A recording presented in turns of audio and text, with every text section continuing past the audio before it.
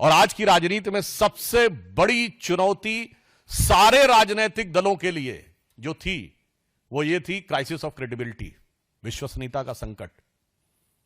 एक विचार आम जनता में बना है कि राजनीतिक लोग जो कहते हैं वो नहीं करते हैं। भारतीय जनता पार्टी और एनडीए ने प्रधानमंत्री श्री नरेंद्र मोदी जी के नेतृत्व में इस विचार को बदला।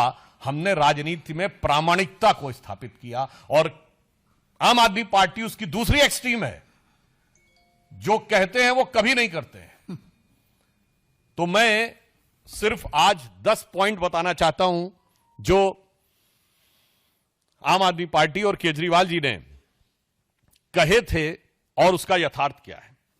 उन्होंने कहा था कि जो लटकते हुए तार हैं, अनसेफ इलेक्ट्रिक वायर्स, उनसे वो मुक्त कर देंगे। आज ये सवाल इसलिए है कि 10 साल उनको सरकार में हो गए, उससे पहले भी 2013 में भी उनकी सरकार रही थी। तो 10 साल से अधिक रहने के बाद दिल्ली में लटकते हुए बिजली के तारों की स्थिति यह है कि 26 वर्ष का एक नवयुवक 23 जुलाई 2024 को उन लटकते हुए बिजली के तारों की भेंट चढ़ गया। दूसरा, उन्होंने दावा किया था कि 24 आवर क्लीन ड्रिंकिंग वाटर देंगे। और अभी जब गर्मी आया तो लोगों ने देखा कि उत्तर पश्चिम दिल्ली और बाहरी दिल्ली के क्षेत्रों में किस ढंग से पानी को लेकर हाहाकार था। और पत्रकारों ने भी जाके देखा। चलिए, आप नेताओं की बात पे, राजनीतिक दलों के कार्यकर्ताओं की बात पे विश्वास न करें कि वो उसमें किस प्रकार की दुर्गंध आती थी जिस पानी का प्रयोग करना पड़ता था। फिर इन्होंने कहा वर्ल्ड क्लास एजुकेशन सिस्टम देंगे, यह दावा किया। और इतना ही नहीं, याद करिए, इनके मुंह से निकल गया था दुनिया का सबसे बड़ा अखबार जो है न्यूयॉर्क टाइम्स में छपवाना कितना मुश्किल है। छपवाना शब्द था, कोई जाके उस बाइट को चेक कर सकता है। तो पहले तो पढ़े लिखे मुख्यमंत्री को यह नहीं पता था कि दुनिया का सबसे बड़ा अखबार न्यूयॉर्क टाइम्स नहीं है, दुनिया का सबसे बड़ा अखबार है जापान का यामानो शिमरी। और अमेरिका का भी सबसे बड़ा न्यूयॉर्क टाइम्स नहीं है, अमेरिका का सबसे बड़ा है यूएसए टुडे। खैर, इस अत्यधिक पढ़े लिखे मुख्यमंत्री को ने कहा छपवाना कितना मुश्किल है। और हकीकत क्या थी कि high court has reprimanded that the flawed education system, और इसमें कई चीजों को लेकर कोर्ट ने अप्रसन्नता जाहिर की। यानी दावा ये और वास्तविकता ये। फिर इन्होंने कहा मेडिकल ट्रीटमेंट को बहुत इंप्रूव करेंगे, और वास्तविकता यह थी कि कोविड के दौरान क्या हाहाकार मचा, और उस हाहाकार के ऊपर ध्यान देने की बजाय प्रचार के ऊपर सारा ध्यान था। आप सबको याद हो कि मोहल्ला क्लिनिकों में जो भ्रष्टाचार की चीजें प्रकाश में आई, जिसमें एक प्रकरण ऐसा था कि एक दिन में 539 लोगों का निस्तारण हुआ, जबकि मोहल्ला क्लिनिक 9 बजे से लेकर 1 बजे तक 4 घंटे में चलती है। 240 मिनट में 539 लोगों का निस्तारण, मतलब 20 सेकंड के अंदर डॉक्टर ने मरीज को देख भी लिया, असेसमेंट कर भी दिया, पर्चा लिख भी दिया और दवा मिल भी गई।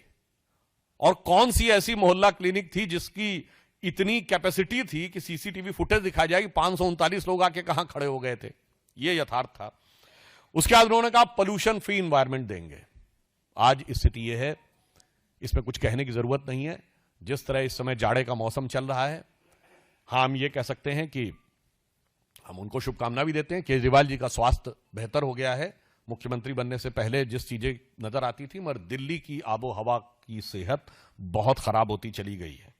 इसके बाद इन्होंने कहा कि जो कूड़े के ढेर, यानी ये छठा पॉइंट है, कूड़े के ढेर, इनको समाप्त करेंगे। और आज स्थिति यह है कि कूड़े के ढेरों की हाइट बढ़ रही थी। कुतुब मीनार से कुछ मीटर की दूरी के ऊपर, कुछ थोड़ी दूरी के ऊपर जो कूड़े का ढेर है, उसकी हाइट ऐसा समाचारों में आया कि 8 मीटर तक बढ़ गई है। 7वां दावा, दिल्ली महिलाओं के लिए सुरक्षित बनाएंगे। और भारत के इतिहास का इकलौता उदाहरण, जहां किसी भी सरकार के मुख्यमंत्री आवास में उसी पार्टी की महिला सांसद की पिटाई की गई और आरोप लगा मुख्यमंत्री के ओएसडी पर। पूरे भारत में ऐसा उदाहरण नहीं मिलेगा। मायावती जी के ऊपर स्टेट गेस्ट हाउस कांड में हमला हुआ था, वो समाजवादी पार्टी की सरकार ने किया, तो विरोधी दल था। यहां तो सत्ताधारी दल की, अपनी पार्टी की महिला के साथ। और जो कुछ महिलाओं के साथ अन्य चीजें हो रही हैं वो किसी से कोई छुपा हुआ नहीं है। जो चीज इनके अधिकार में है, ये कहते हैं ना कानून व्यवस्था अधिकार में नहीं, अरे भाई मुख्यमंत्री आवास के अंदर की सारी व्यवस्था तो आपके अधिकार में थी और मांगने पर सीसीटीवी भी नहीं थे।